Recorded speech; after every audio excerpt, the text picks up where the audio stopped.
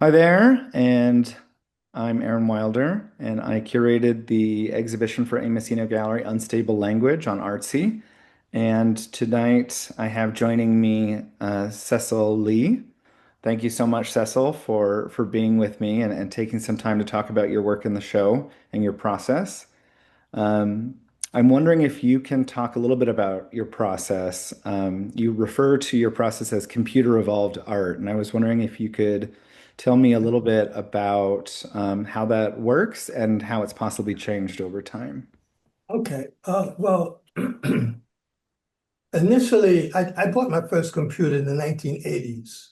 So at that time, I haven't had any classes, so I had to sort of learn on my own. And we were using floppy disk. So as computers advanced, I sort of advanced with it. What happened is when I decided that I wanted to do artwork, I started scanning my artwork, using my photographs, putting them on the computer, and I started doing what we might consider collage type work by Hmm. putting them together. Were you That working grew, in painting at that time? yes, yes. That grew into my learning how to manipulate files and then realizing that I could do more. I was wearing contacts at the time, and my eyes, the oils were like bothering my eyes. So I sort of welcomed another way to work with my existing work. So um, because of that, my techniques all were self-taught. Many of them because of errors. So I did something wrong, or something didn't look right, or something was fractured, until I realized that sometimes I wanted that effect. So once I realized things that I did want that were originally others, I started using that within my work. So as time went on, the software got more sophisticated, AI came along. So I was always able to adapt really easily and and go forward with that. Okay. And do you want to spend just a little bit of time talking about your works in the show? I can pull them up. These are both very recent works. Mm-hmm. And so, as you mentioned, you've adapted with technology as you've gone along. Are there any newer tools in particular? You mentioned AI. Are there any newer Well, tools that you were using in these? with this piece, this was originally a photograph. And I took the photograph maybe 10 years or more ago. I It went through a number of generations, so this is maybe the third or fourth generation.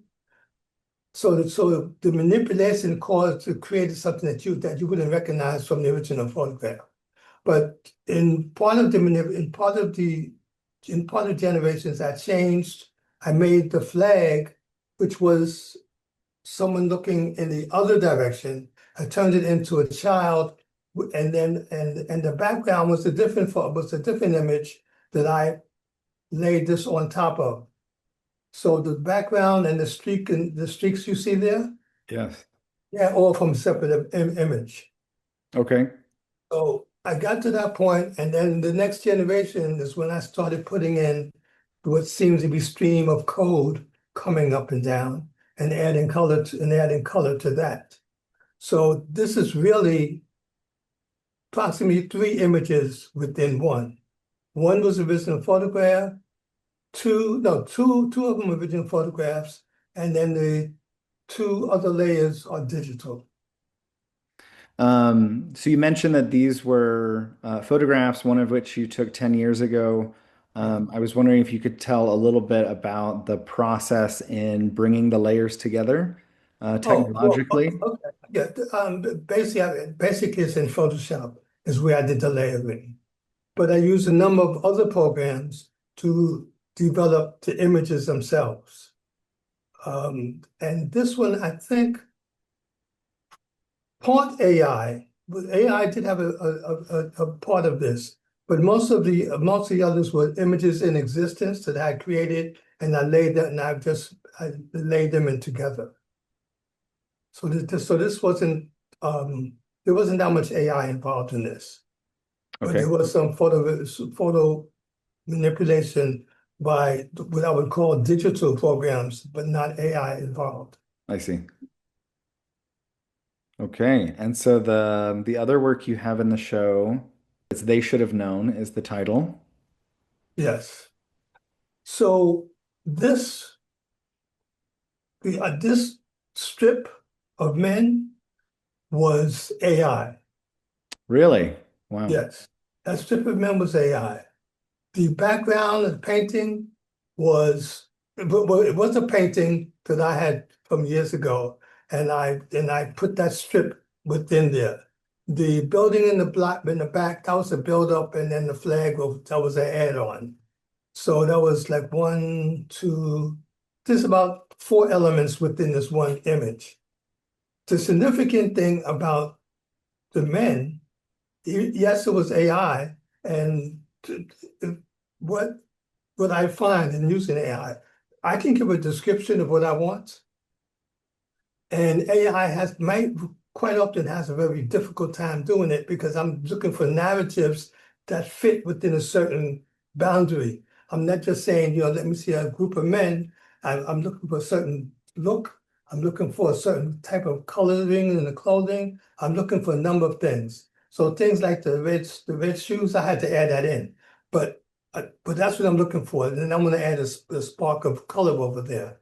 So but in doing this, I must have had, 10 or 15 attempts before I found one that was close enough.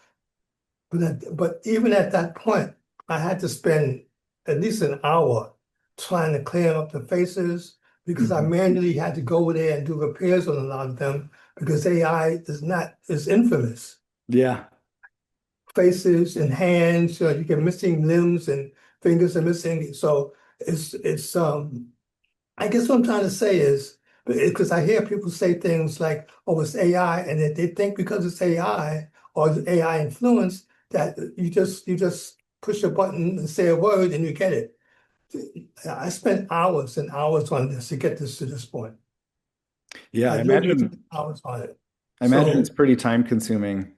You yes, mentioned that the painting in the background, well, it's a painting, that it was from a well, while. actually, the orange, the water, the blue, the red water in the front, that was the painting. Hmm. That was the painting. The painting did not look like it looks here. Okay. I also altered that to fit the image, and that's why you have the water feel, the image of water. And then and on the left where I have the yellow orange, I like to leave things in disarray or not in a strict pattern to give it more of a authentic painting feel. So I'm not looking for perfection. I'm looking to deliver a concept. So, sometimes I don't want it to be too rigid or too stiff. And what are you working on now and what's coming up for you? Well, currently, I've written a book called Obsession with Change. It's a futuristic sci-fi book, and it's a coffee table book. It's